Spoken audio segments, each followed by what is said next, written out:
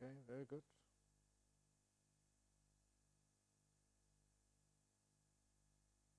So welcome to yet another day of this retreat.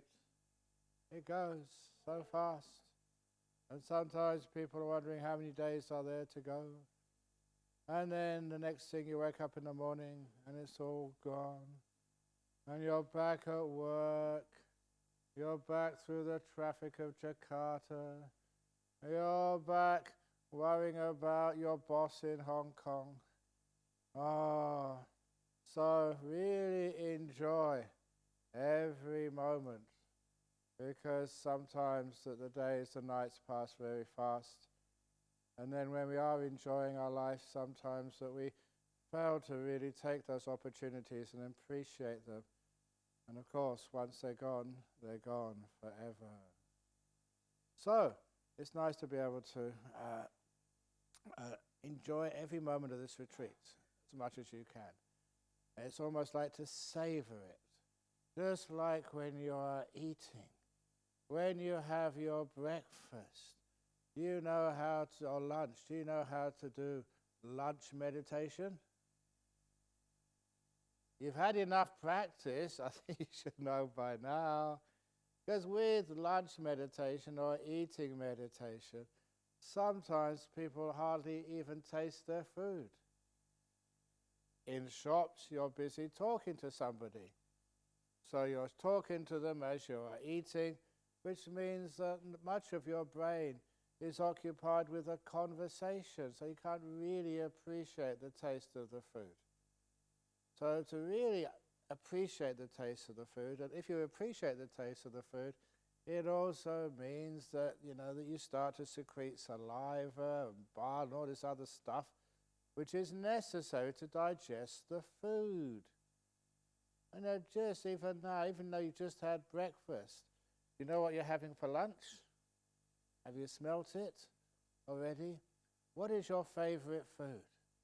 Think of your favorite food right now, as if it's right in front of you, and you can see it steaming in front of you, and the smell, the aroma, just in your favorite cafe in Hong Kong. Can you actually smell it now? Can you actually? Because when you do, you start salivating. If you pay attention to your food, its smell, its taste, even its presentation, it means that juices in your tummy get secreted, so it gets well digested. But if you're busy talking or busy doing something else, you find you're not paying attention, not mindful, which means that things don't get secreted, which means that you get bad digestion. But even here, it's wonderful when you have breakfast or lunch to learn how to eat mindfully, appreciatively, so that every morsel of food you can really taste to the max and enjoy it and take it slowly. There's no rush here. You don't need to finish your lunch because you might be late for your nap. It doesn't work that way.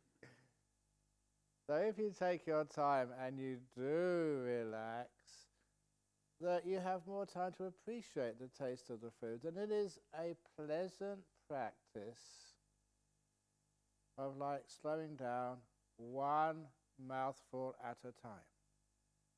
Because the opposite of mindful eating is that just when we slap through in our mouth, we don't know really what's going on, we're watching the TV or we're talking to people, and you can be putting all sorts of rubbish in your mouth. And I tell young people, if you're going out for the evening with your partner, if you go to an expensive restaurant, you pay so much money for that food, you must tell your partner, I'm paying a lot of money for this food, I want to really enjoy it, so shut up. And only after we finish can you start talking, so you can appreciate it. If you want to have a conversation, then go to a fast food restaurant or something. It doesn't matter what you put in your mouth. But if you really want to appreciate it, just spend time lingering over the taste. And also, have you ever noticed that when people are eating, they're usually 2 or 3 spoonfuls, or if it's using chopsticks, ahead of themselves? You got 1 in your mouth, you got 1 morsel on your chopsticks, waiting for the next opportunity to get in your mouth, and you're already just looking, and a heap over here. That's number 2. That's number 3 over there, and you're too far ahead of yourself. So it's actually a very interesting practice. 1 morsel at a time. So if it's with chopsticks or a spoon, you pick up the spoon and you put it in your mouth, and then you wait. Take all the time you need. Then once you've swallowed it, then you decide what you're going to have next. Don't be too far ahead of yourself, which means your mindfulness stays right here. It is a practice which we do at a retreat, whether it's mindful eating, or even when you have the shower in the morning or the afternoon. I hope you have a shower, at least sometimes. I know it's cold, but it's nice warm water. And so even when you are in the shower, just feel the warm water on your skin. Become alive, to those sensations. When you're rubbing your body to dry, you can feel just the towel on your skin. What happens is everything becomes like alive. You become here in this moment. And because you're slowing down, you're not in such a rush, it means that you're actually appreciating this moment much, much more.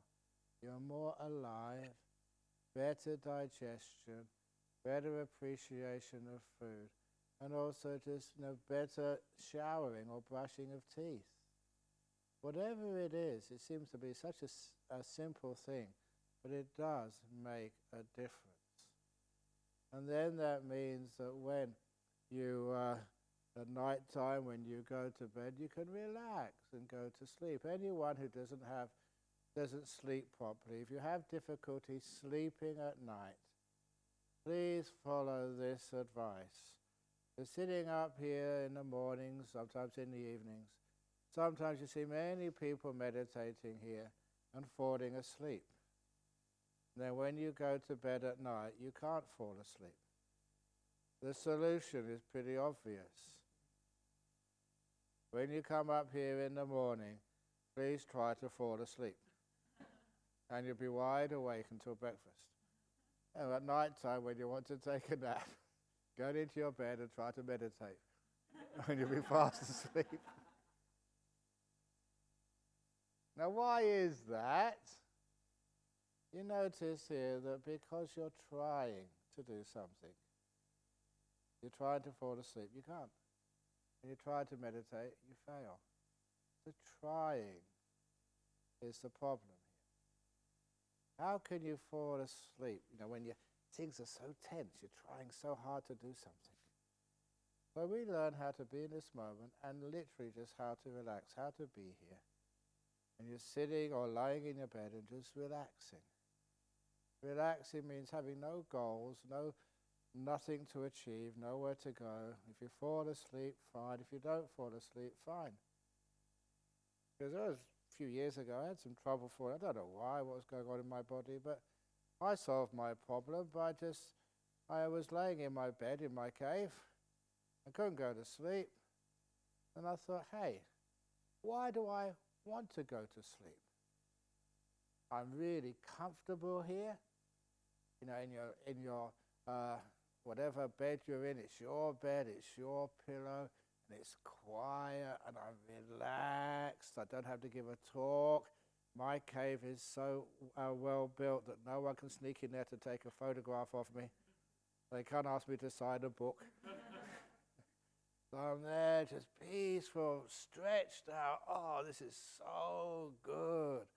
Who wants to waste this opportunity by falling asleep?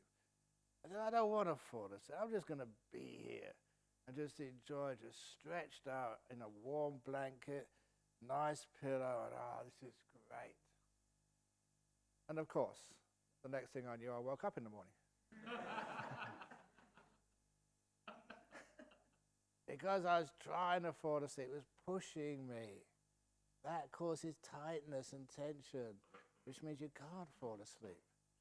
You relax, you just want to be here enjoying this moment, and then if your body needs to sleep, it falls asleep.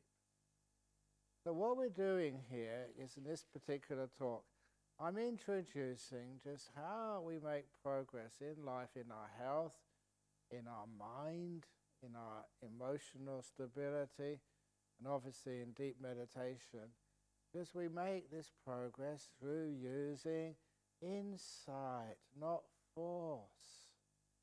Imagine, you ask me to say, oh, can you help me go to sleep at night? Okay, I can do that. And I come to your bed and I grab you by the throat, go to sleep or else.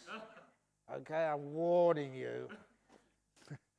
Of course, people will get so uptight. Of course they won't go to sleep. And sometimes that's what you do to yourself, trying to force yourself. Wow, if I don't go to sleep, what will happen? All of that fear and tension and tightness, that's what stops you going to sleep. But you understand what's the problem. You get insight and understanding when you see what's really going on. And that's the same, not just with your sleep, but with other things which can disturb you during a retreat. All the things which disturb you during a retreat are actually wonderful opportunities to learn and to grow. All great opportunities for understanding. Just like, the old saying of Ajahn, that the local villagers were having a party. And this was over in Thailand many years ago, over 40 years ago. And when they had a party, it usually went on for 2 or 3 days. They didn't have many parties, but when they did it, they really, really got into it. Which was okay, except that they just discovered generators and amplifiers and loudspeakers. And this is indigenous villages, and so they never had this before. And so as soon as they got speakers and amplifiers and generators to make the electricity, of course they made it so loud.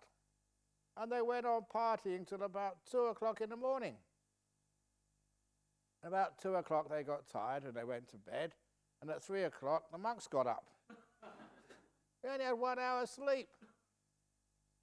And that was okay for just one night. Went on again, 2 nights. And so we asked Ajahn, because they wouldn't listen to us. They weren't afraid of the Western monks yet.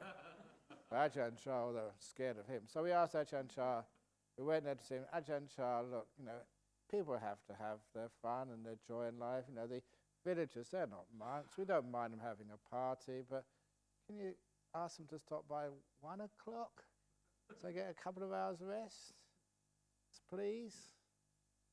And this is what Ajahn it is just so wise, but it's not the wisdom you want. What he said to us, it doesn't matter, it's not the sound disturbs you. It's you who disturb the sound. And that was turning it the other way around and thought, oh my goodness, he's right again. And of course you use that again and again and again and again in your life. For example, that you are just about to get into jhanas and somebody bangs the door.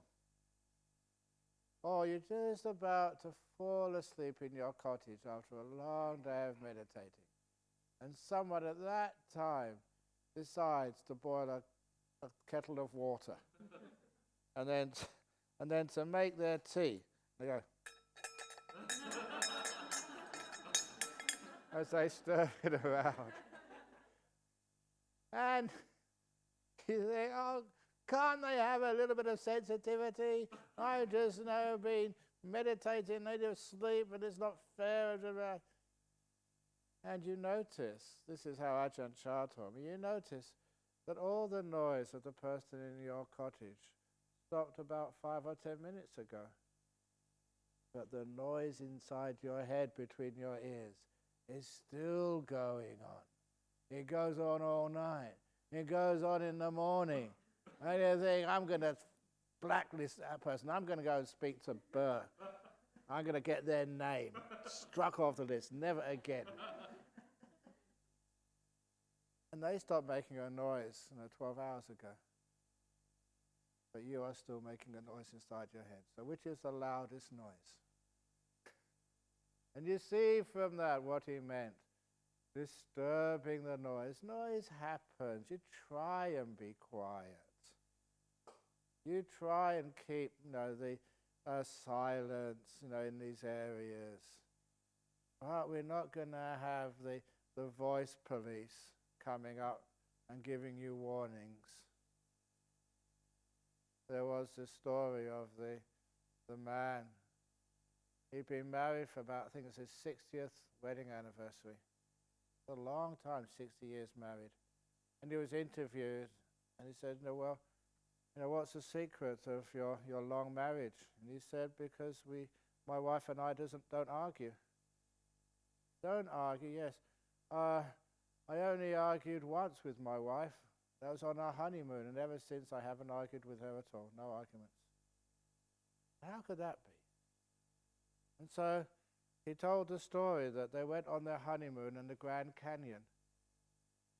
And as they were walking down the track into the Grand Canyon on his little donkeys, his wife's donkey just stumbled a little bit. The wife never fell off, but it was just a bit disturbing. And so his wife, he told me, he said his wife just looked at that donkey straight in the eye and said, "Donkey, that's the first time." I didn't know what she was doing. But then the donkey stumbled again, and my wife lifted up her finger and said, "Donkey, that's the second time." And I didn't know what she meant. And when the donkey a few seconds later stumbled another time, a third time, this time my wife never said anything. She just took out a gun and shot the donkey dead.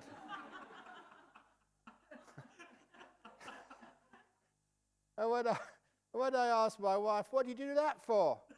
she looked at me and said, "Husband, that's the first time." We haven't argued since.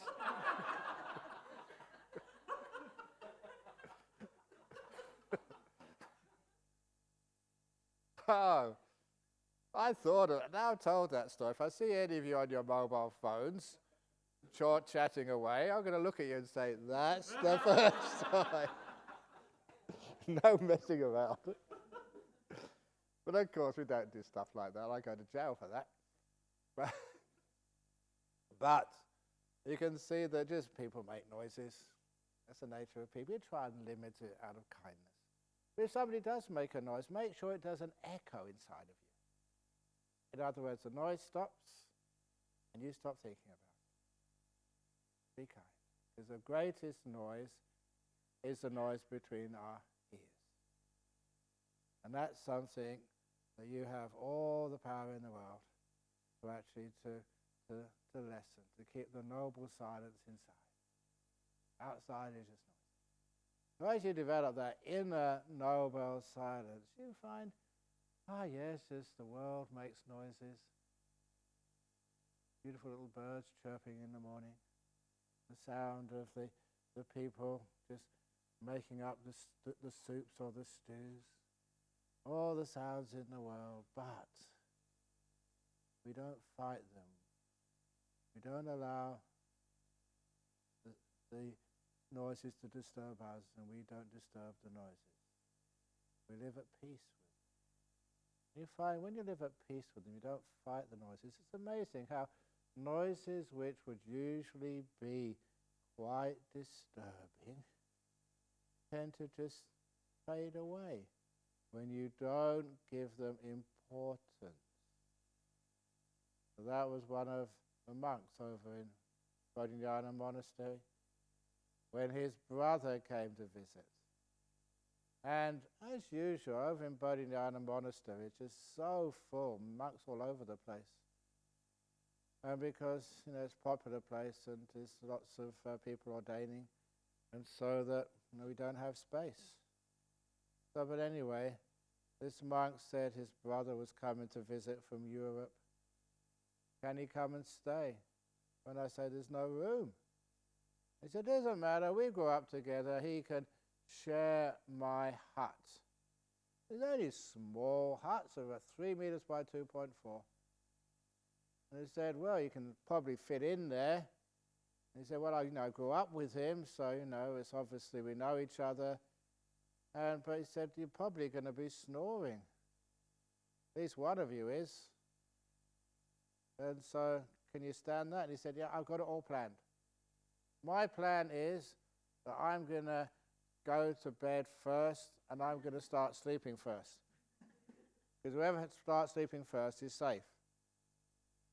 And the other one, they're the one who has to stay up all night. Just like that person who went to Melbourne. And in Melbourne it was the time of the Australian Open. So every hotel room was taken, every one was full. And so he's looking for a place to stay at night, and small motels, hotels, big ones, small ones, they were all full. He went to one sort of cheap hotel, and he said, well, it's a place, there's a spare bed, but it's a twin share. But the guy in that room, he doesn't mind sharing with people. Only trouble is that no one's managed to stay the night in that place because he snores like an elephant. And this visitor said, oh, I'll take it, no problem. So he went in the room, the twin share, and in the morning, when he came up, the person on the desk said, I had a lovely sleep, no problem at all. I said, wow, you're amazing. That's the first person who's ever managed to get a good night's sleep. In the same room with that guy. He snores, so he didn't snore at all. Well, how come? What happened? Well, just when I got into bed and had my pajamas on, I just went over to him, kissed him on the cheek, and then he stayed awake all night.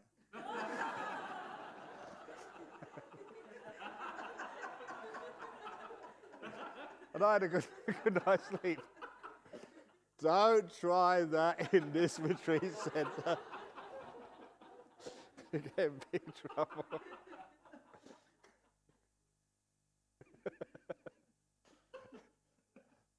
But it's amazing. Just how you can use some insight, as long as it's within the law, you don't get into trouble, get me in trouble. But it's this particular monk, it didn't work for him because, his brother went to sleep first. There's a small room, and his brother never realized how loud his brother snored, really, really loud. He was not going to sleep tonight, he thought. And that's when he started using insight. Just instead of just complaining, that doesn't help. Let's actually remember all these incredible teachings, such as it's not the noise disturbs you, you disturb the noise. What does that mean? What he did was to start listening to his brother snoring with kindness. And he started, when he changes from I don't want to hear this, but this is interesting. Then he started listening deeply to his brother's snoring, and he found it actually had a rhythm to it. And it was like it had a bass to it. And it had all sorts of different keys being played at the same time. It was not like, the orchestras, you'll find in the symphony halls of Hong Kong or Jakarta. This was actually something which was experimental, breaking boundaries, just new types of music. And it was fascinating just how the whole music, just was without any form at all. It was completely challenging the stereotypes of music. And it was so fascinating and interesting that he woke up in the morning, having a wonderful night's sleep. As soon as he didn't give it negativity, I don't like this, it has to stop. As soon as he started seeing it in another way, it became beautiful. And he wasn't a problem anymore. And he fell fast asleep. I don't know if sometimes the other sounds which really upset us when people criticize us and tell us off. And if they criticize you and tell us off, I remember from my school days in Greek philosophy, there was this philosopher, and he was not one of the famous ones. I forget what his name was now, but anyway, that whenever he was in Athens or wherever he was living and doing his business, whenever people criticized him and told him off, he would actually laugh. You are really stupid today. You just tripped over. You just tread in some dog poo. And he'd always laugh instead of getting upset. And so they asked him, well, why? He said, as my teacher taught me this.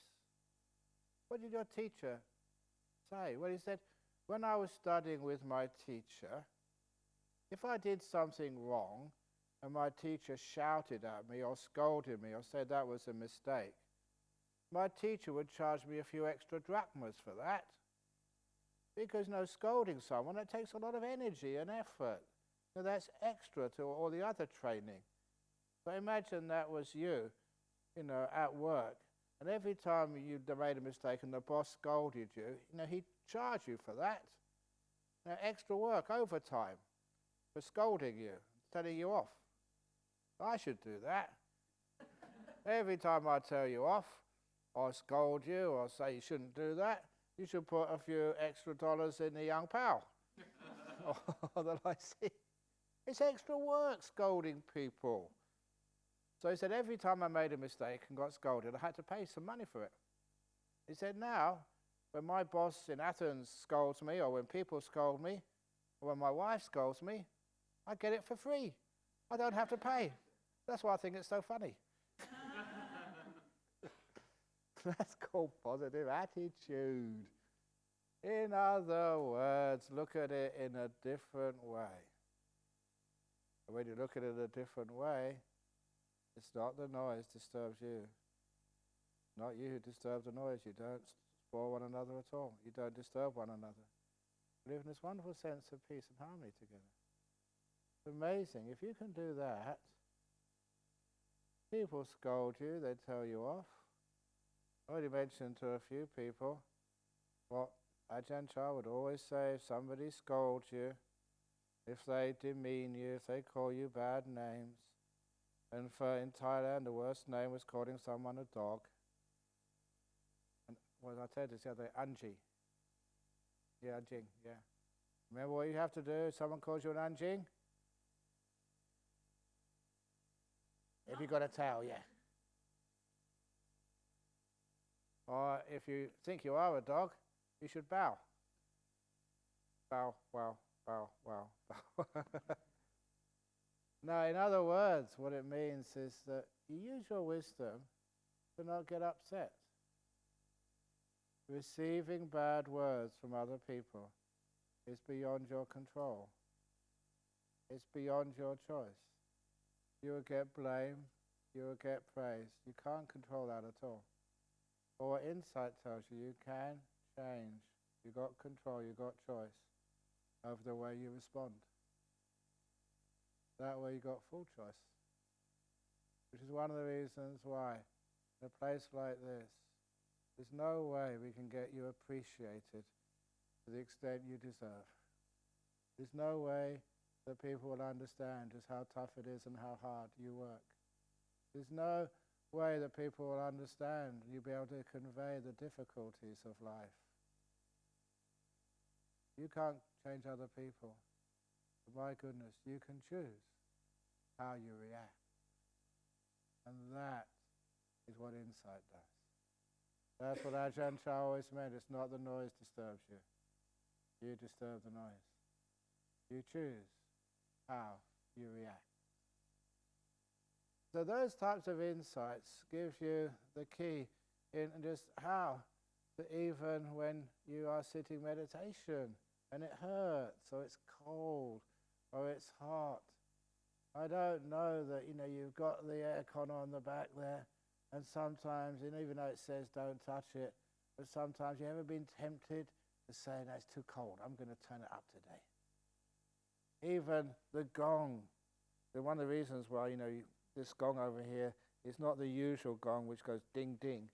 Because when I was a monk with Ajahn, I don't know why, but sometimes I'm sure that the meditation went on longer than it should.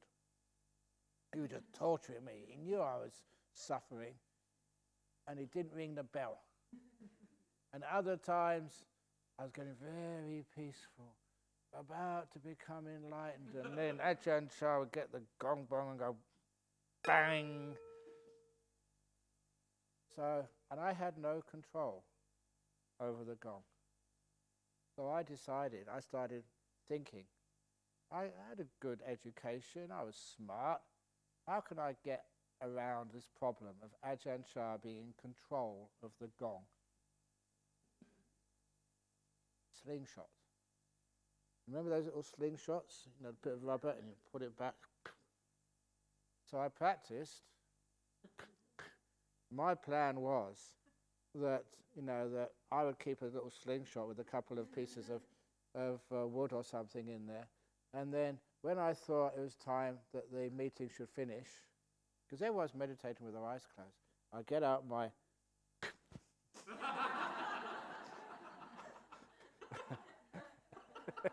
and it'll go bong. And I'd the meditation will bow before I I thought of that. I trained, but I didn't have the nerve to go through with it.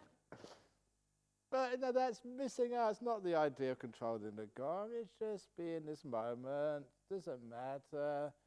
Soon the bell will go. It doesn't go. It doesn't matter. Just sitting here enjoying yourself.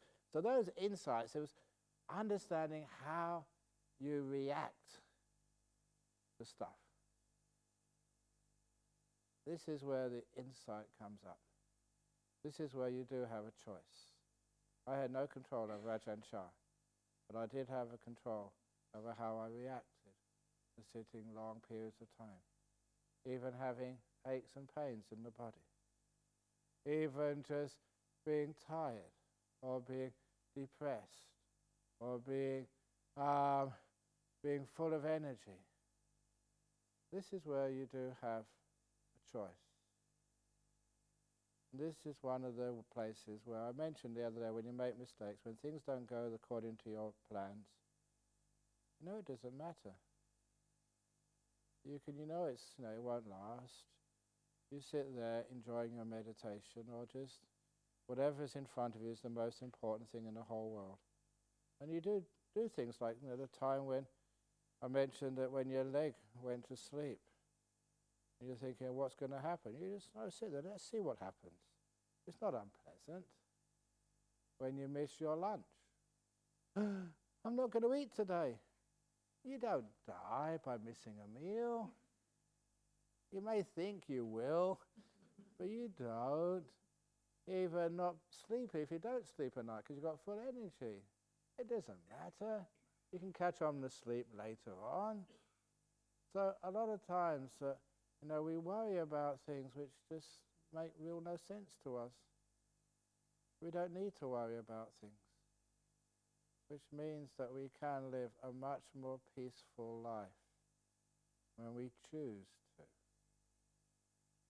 Of course, when we are meditating, and if it does hurt, of course, try both ways. First of all, just wait for a while. See if the ache or the pain or the itch goes away. A lot of time it does. And other times it just gets worse. So what I usually do, if I got an ache in my knee, okay, knee, you're aching, that's part of the course, and carry on meditating. But if the pain comes up again, I ignore it a second time. We usually do things in threes in Buddhism. Bow 3 times, 3 refuges, So anyway, we go around the stupa 3 times. It's always 3s. And so when I do this, 3rd time I ignore it, but after 3rd time, if it hurts again, then I move. I choose to move. So I don't go too far, into endurance. The reason I don't go too far into endurance is because I've seen too many of my friends decide to become the tough guys, the Bruce Willises of meditation. Not die hard, meditate hard. And unfortunately, it just goes to such extremes, and people do this. There was extreme monks. There was first monk, which I heard that he was staying over in England, and he read in the suttas that the Buddha was so frugal that he'd only have 3 robes, even in the night time in the snow. So he decided to go out onto Hampstead Heath in the winter time, just with 3 robes, and meditate there all night. And in the morning, after meditating in the snow for all night, the ambulance took him to the hospital where he stayed with pneumonia for a couple of weeks. It's crazy. There was another monk. These other monks are still around. This other monk, he decided to meditate all night without moving. So, just getting in this posture, he was not going to move no matter what. Just like it's said in those suttas, even though your blood dries up and your bones turn to dust, doesn't matter, I'm not going to move. And he did that all night, 12 hours. And we had to take him to hospital too. Double knee reconstruction.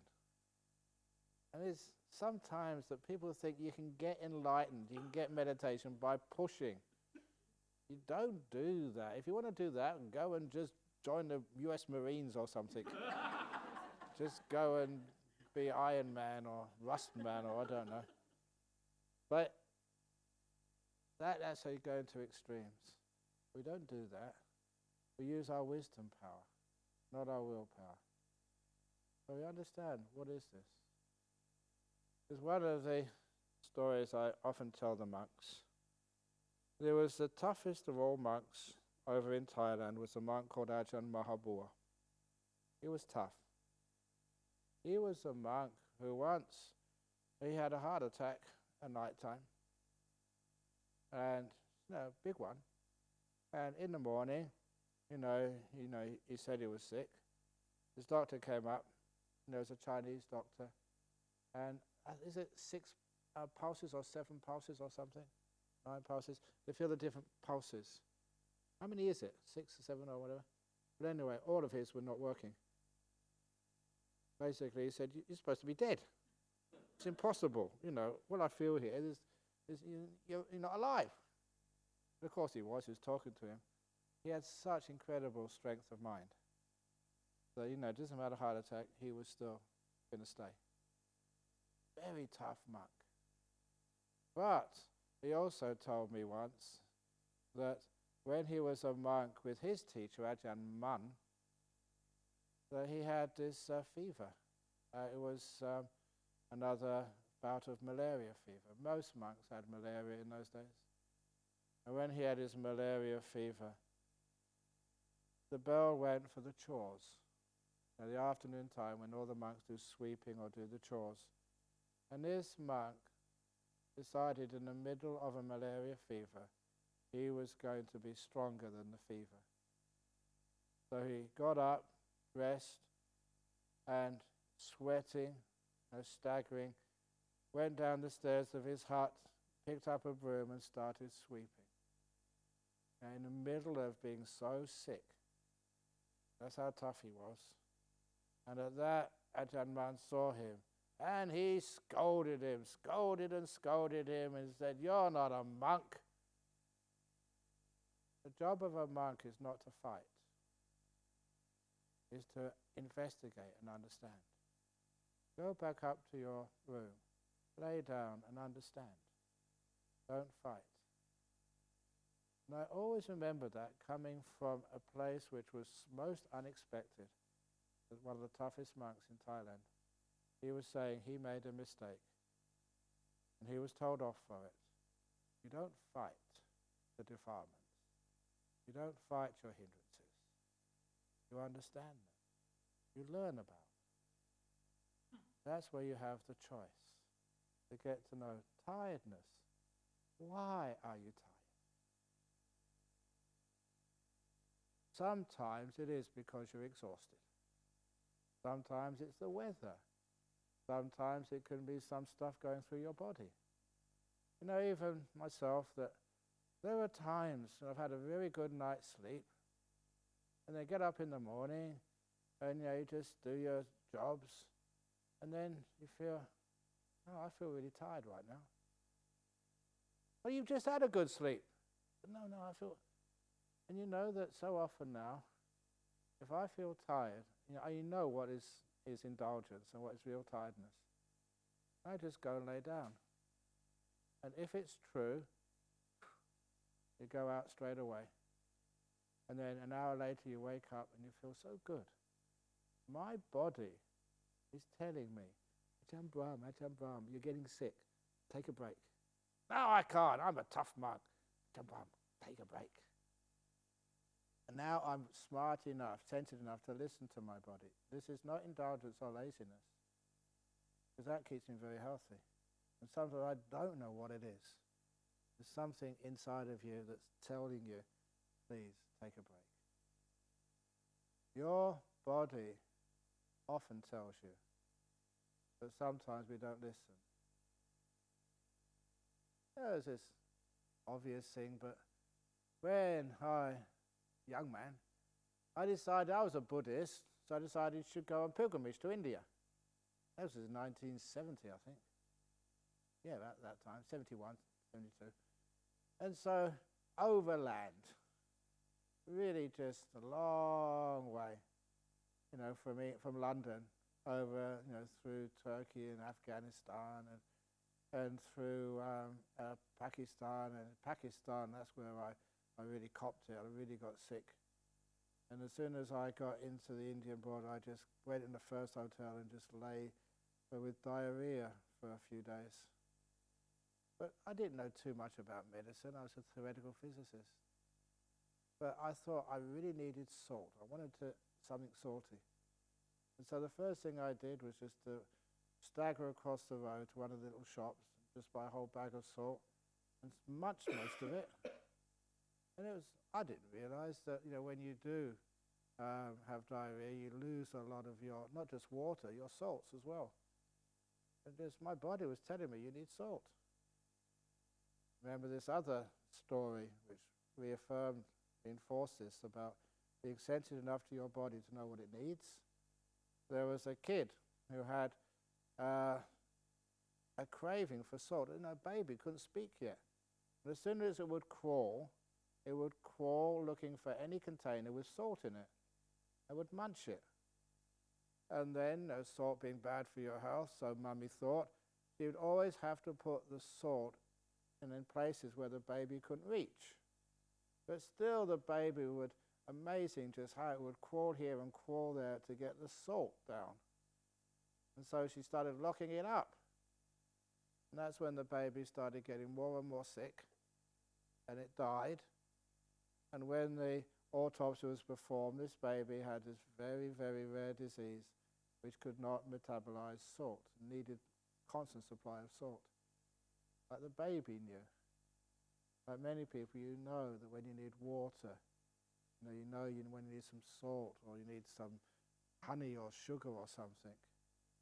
Or you need rest, when you need exercise. So because of that, to get insight, especially with meditation, I mentioned this to someone already. Sometimes, after the talk or in the afternoon, you don't know what you should be doing. Ask your body, ask your mind. Body, what do you want to do right now? Remember I mentioned that when you ask a question of your body, you get an answer. Legs, how are you feeling? Actually, they're quite good. Back, how are you? Do you need to lean back a bit? Do you want some water, some tea, body? A lot of times you don't ask the question, you just get so busy doing other things you don't notice. So you ask yourself, do you need a rest now? Do you need some exercise? Do you need a cup of tea? Do you need to meditate? And this works so well that you become sensitive, aware, open to not defilements, but to the wisdom of your body, what it needs. And it's also, you find that when you don't force your body or you force your mind, you find that when you ask your body, what do you want to do now? And it says, I want to meditate. You don't force it because your body wants to have some rest and peaceful. It likes it. You don't force it. It wants to do it. And that happens so often with me. You get up in the morning and say, okay, body, what do you want to do now? Yeah, let's meditate. Yeah, let's go for it. Yeah. So my mind and me become best friends. We cooperate. How we react is where I got total choice, which means that I can react with kindness. I work with my body. And that started letting me understand that one of the biggest problems in meditation, the restless mind, and together with that is thinking. And I used to ask myself, well, why are you restless? Well, I was first taught, it said, if your mind wanders off when you're meditating, take it and bring it back again. But don't be sort of forceful, and don't be critical. Stupid mind, don't ever you do that again. Just bring it gently back. You know what happened? It came back and it went off again. Bring it back again and it went over there. Bring it back and then it went over there. After about 5 or 6 years of that, I realized, hey, something's wrong here. Am I going to have to keep bringing this mind back every time for the whole of my life? And of course, that was not using wisdom power, insight. So just one day, I should have done this years ago, when I first started, why is my mind wandering off? Why? So it wasn't a case of, just it's the nature of the mind. And I realized it was wandering off to try and escape from me. I was control freak. My mind was scared of me. Have you got a good relationship with your mind? A really good one? If you have, your mind is very happy with you. Oh, it's you again. Yeah, let's hang out together. Let's chill out. This monastery is a very retreat center, a very good place for chilling out this time of year with these low temperatures. But yeah, we can hang out together. And that's the attitude I have now. The story behind this, or which emphasizes this woman here in Perth, she had a kid, maybe 4, 5, 6 years of age, and just like any kid staying at home, the kid was upset one morning and threw a tantrum and told his mummy, "Mummy, I don't love you anymore. I'm leaving home." 5-year-old. So what did the mummy do? This mummy, she's one of my heroes. She was so wise. You want to leave home? Yeah, I'm leaving home. Okay, darling, I'll help you pack. Any of you who've ever had a kid often wish you could do that. Get out of here. But it wasn't just trying to get rid of her. It was such a wise response. So, I'll help you pack. So she went into the little bedroom, packed a little suitcase, with the important things in life. Spider-Man suit. Or whatever else. And then before you go, darling, this was an important part. I'll make you your favourite sandwich. Because, life is a long journey. You need something, to go with you. So made a favourite sandwich, a nice little brown paper bag. And then the little kid, you can visualise it, the little kid just on the front door of the house, with a little bag in one hand, a brown paper bag in the other hand with his lunch. And Mummy, bye-bye, darling, have a wonderful life. Don't forget to visit, every Christmas or whatever it is. Bye. And so the little kid left home for the first time in his life, only 5. Just went to the end of the garden path, opened the gate, turned left and went down the street. Left home for the first time. And of course, what happened next? It's obvious what happens next. Just about 20 meters down the road, was homesick. It was only 5. Turned around, came back through the gate, up the path, and Mummy hadn't moved. Mummy knew what was going to happen. Welcome back, darling. Now that was such a wise, emotionally intelligent mother, simply because if you try and hold the kid in, you'll get more and more upset. Okay, you want to go? Go with Mummy's blessing. But because Mummy was so kind and loving, of course the kid comes. It doesn't go away too long. If you keep a bird in a cage, that could be your partner, that could be I don't know who. You keep them in a cage, they'll escape at the first opportunity and won't come back. If you keep them in a nice little house, or could be a cage, but the door's always open, yeah, they may go out, but they'll always come back again, because their home is such a wonderful, happy place to be. This is a simile for your mind. Is your mind a happy home? So happy that you're always glad to be here?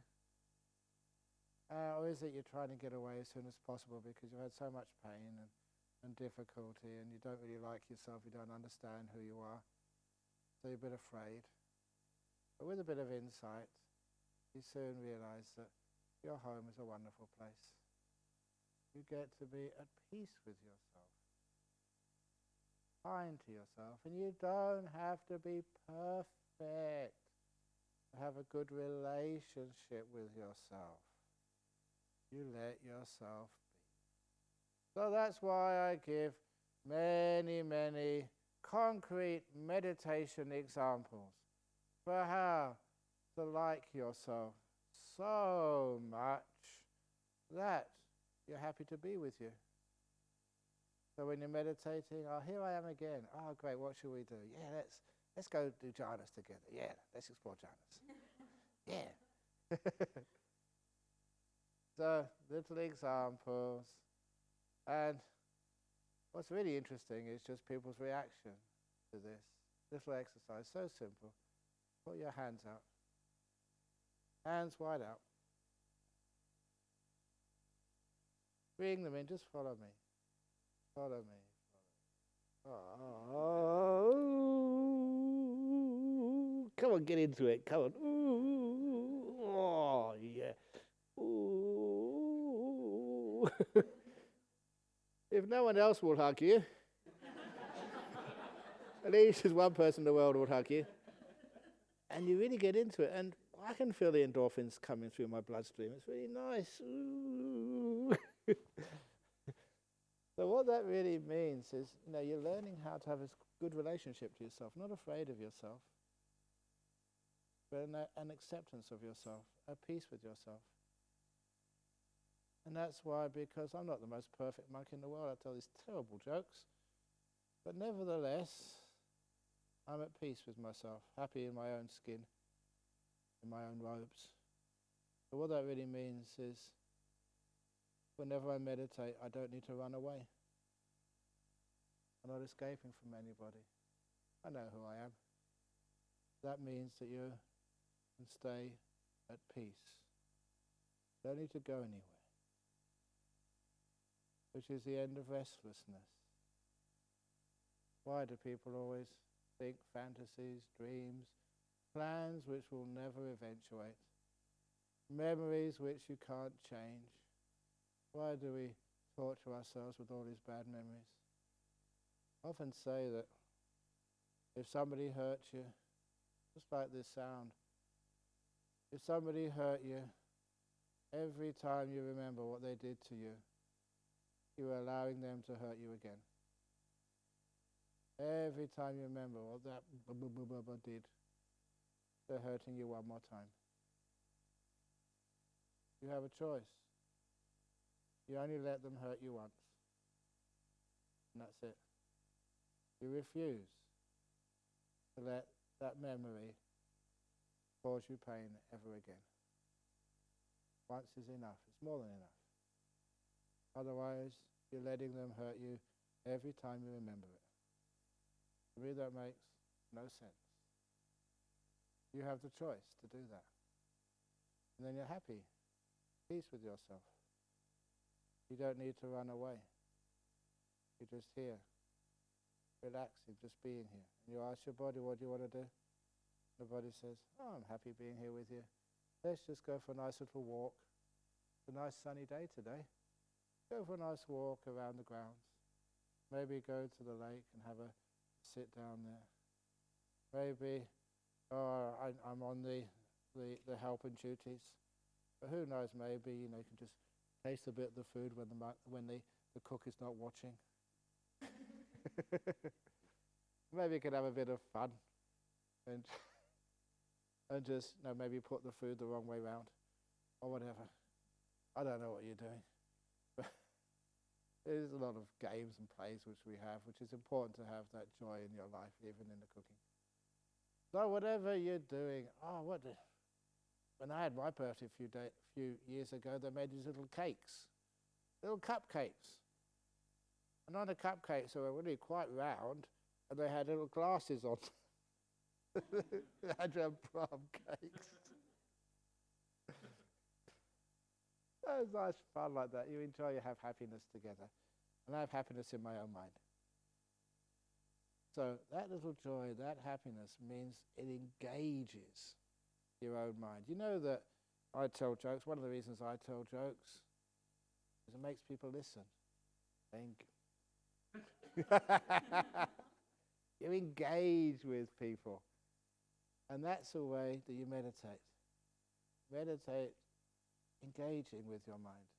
Not controlling it, not conquering it. Engaging with it so you can be with your mind long enough to understand how it works. When you understand how your mind works and how your body works, it's easy to be at peace. In the same way that if you have a car and it's always, it doesn't run properly, or it's always clunking and just making those noise and smoke coming out, if you understand what the problem is, then you fix it up and it goes nice and smoothly. You do that by investigating, finding out how you work. You work. Forget about other people for this time. How you work. And you find that you do have so many choices. Choices to forgive, it's your choice. You can if you want to, in your interest. The choice to let go, why not? The choice, to trust that now is where your future is being made, so you don't have to worry about the future. And the trust to be a friend to yourself. When no one else will, you can still have your own friendship and your own love and trust. When you don't run away from yourself, the inside is right there. You're at peace. Not the best person in the world, certainly not the worst, and certainly unique. Just another tree in the forest. You belong. Important to know that you belong. Number 2, doesn't matter just what type of tree you are. Without you, the forest would be much lesser. Understanding all of that, you're at peace with yourself. Meditation is just sitting here, just relaxing. You think, well, what happens next? You'd be surprised. When you stop chasing the dreams, the reality is far better than you'd ever thought was possible. Peace, energy, bliss, happiness. That's what meditation does.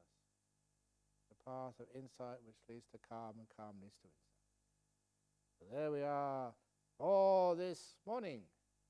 Da-da-da. And now the sound is going to disturb everybody. Sadhu, sadhu, sadhu.